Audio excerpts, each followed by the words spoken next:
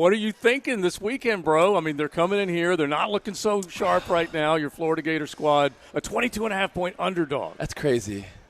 Florida, Georgia. Some people would say Georgia, Florida, but I got to say Florida, Georgia. And it's 22 points. Yeah, That's crazy. 22.5 points. And in such a rivalry game, I think, one, that's a compliment to Georgia and just how dominant they've been and how talented they are.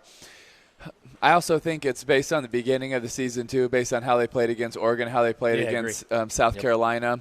I think if Florida's going to have a chance, they need to be able to be aggressive like Missouri was earlier in that game. The way the defensive line for Missouri played, the way they were able to keep one-on-one blocks for the backers, go sideline side, shut down the run, and then got a few tip balls from Stetson to be competitive. But ultimately, for Florida to win, you got to have playmaking ability, and it's got to start with AR. Yep. It's just he's so talented. We've seen it so much. I'm going to have a tape tomorrow that we're going to show on Nation about, number one, he's got to trust the system. And when he does it, he can play at a very high level. Number two is that he's got to throw darts because we know there's going to be so many contested passes. I mean, a couple years ago when Florida was playing really well, Kyle had to make so many contested passes, but he also had Pitts that was able to step up and make so many of those catches. And then remember how big the running backs were in that game. That was one area that Dan was able to exploit a little bit against Kirby in this defense with the running backs in space. The wheel routes killed them. And can you go back and look at a little bit of what Dan did and implement a little bit of that, get some of your backs involved? And then I think he's got to take over with his legs. It's the confidence level that I want to know, like, how, and I know you've had conversations with him. Timmy Tebow's with us on XL Primetime. I know you've had conversations with him, but how do you get him to take that next step confidence-wise to just go ahead and unleash the hounds? I think you have to say you are going to have a chance to be a first-round draft pick, right? And in the NFL, it's going to be a different game, and you will adapt well and you will play that system. But in the college game at 3:30 or 3:42 or whenever they kick off on Saturday afternoon on CBS, you got to take over. And it's got to start with your legs. Because Kirby's going to be playing this combo match coverage, and you got to be able to get him out of it. And the best way to do it when you can't run the ball, if Florida does have trouble running the ball, because Georgia's really good at stopping the run when it's a normal run, you got to have a quarterback that can do it with his legs. And I don't just mean one or two times in big plays, because big plays aren't necessarily as important as consistent plays. Right. Consistent plays to move the chains, keep the offense off the field, keep the crowd involved in the game, keep it competitive. That's where I think it's going to be so important for Anthony to be able 3rd and 3, 3rd and 5, 2nd and 7, right? Get it to 3rd and 1, get the first down, be able to have those willing runs that lead you to an extended drive, and now with his talent and his ability, now you might be able to get a big play. You might be able to, play action post like they started against LSU. Right. But man, those plays against honestly a more talented, deeper Georgia team, you got to be able to find an X factor that can give you a couple chances to get the big play. And I think Anthony's legs and his ability to fit in, tight windows, because his arms is incredible. Tim, if you were coaching him play by play on the sideline, what do you say to him to keep him invested in the game, number one? And number two, those QB power runs you're talking about, how do you get him ready for that?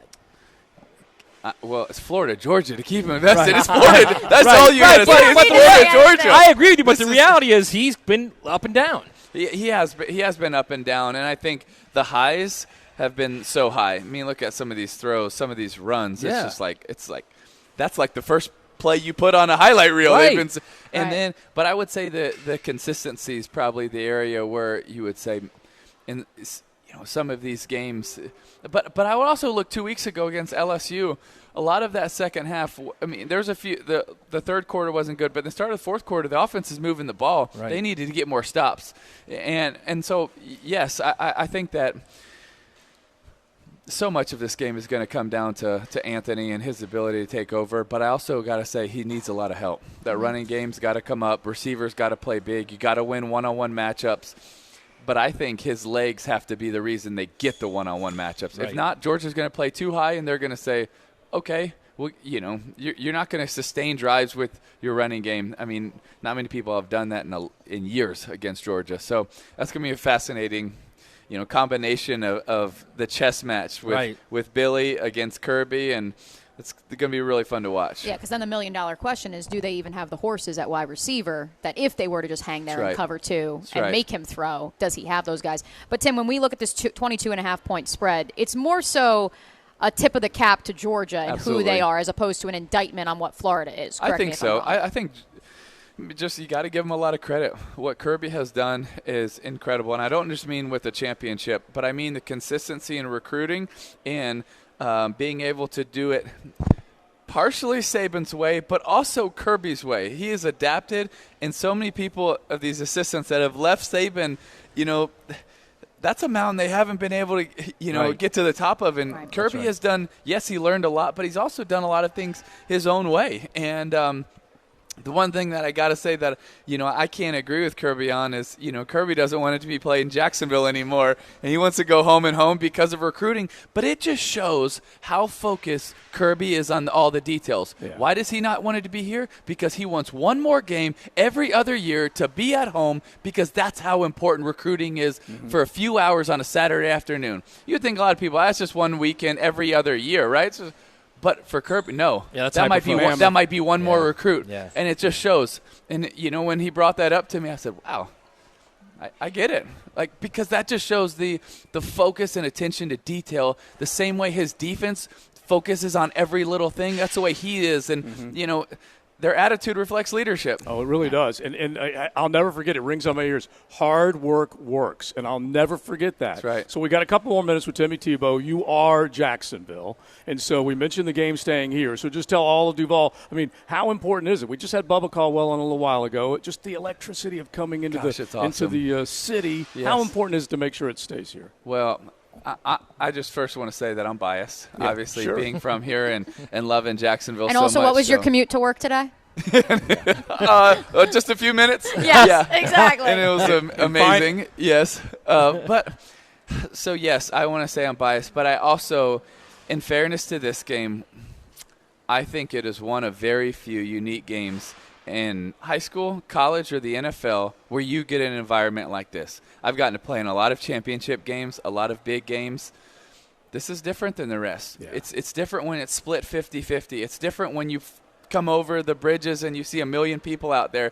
It's different. And so, am I in favor of keeping the game here? Yes. Yeah. But I also grew up, playing at Lakeshore and finishing a game, and my dad would take me and my brothers, and it would be usually the third quarter or fourth quarter, and someone's losing, and so he would be like, hey, can I give you $5, $10, $15? You can take my boys in, and usually someone would probably be like, yeah, just take the tickets, and we go up and sit in the top and watch the rest of the game. So it's been such a part of my life, and that's honestly why it was one of my most favorite games I ever got to play in every year. And I'll also say I might have felt more pressure in this game than I did even in an SEC or national championships. One, because Georgia was ridiculously loaded. People don't even remember how good those teams were and all the players they had. It's so many first-round draft picks, and they were so talented.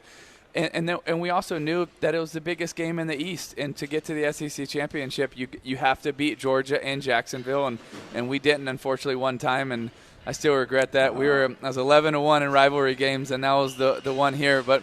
And one of my favorite memories that I ever had is, crazy circumstances, but my senior year playing Georgia here and getting to break Herschel Walker's touchdown record. Right. And ironically, it happened here in Jacksonville, and I got to take that ball because I handed it to the ref, and I was running away, and one of my teammates told me, and I ran back and said, sir, I need that. Please, can I have it? And he said, yes. I don't think he was actually supposed to let me take it, and I took it and ran it, and then I got to go give it to my dad. So, I'm biased. I love the game. I think it's amazing. And like you said, your mother and father had a special connection to this game. This was their first date. Their first date was here. Yeah, wow. So. Which is pretty cool. All right, now I've got to throw two quick ones at you, and then you'll hopefully invite everybody to come out and check out SEC Nation.